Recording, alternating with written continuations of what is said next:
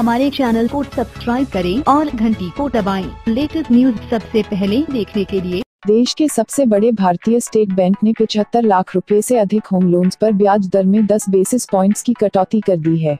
RBI की ओर से बड़े होम लोन्स के लिए कैपिटल रिक्वायरमेंट को कम किए जाने के कुछ दिनों के भीतर ही एसबीआई ने यह फैसला लिया है। दिग्गज सार्वजनिक बैंक के इस फैसले से प्रॉपर्टी मार्केट में सुधार आ सकता है।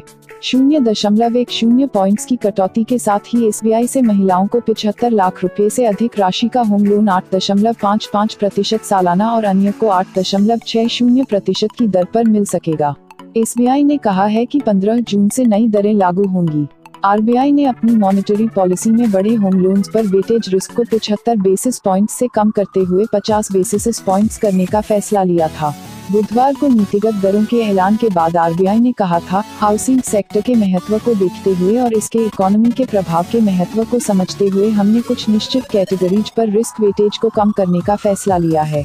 मीडिया से बात करते हुए आरबीआई के डेप्यूटी गवर्नर एस विश्वनाथन ने कहा था, हमारा आकलन है कि होम लोन सेगमेंट में डिफॉल्ट सबसे कम है, इसलिए हमने इस सेगमेंट के लिए एसएलआर को 50 बेसिस पॉइंट्स तक कम करने का फैसला किया। इसके चलते बैंकों को कुछ अधिक कैश मिल सकेगा।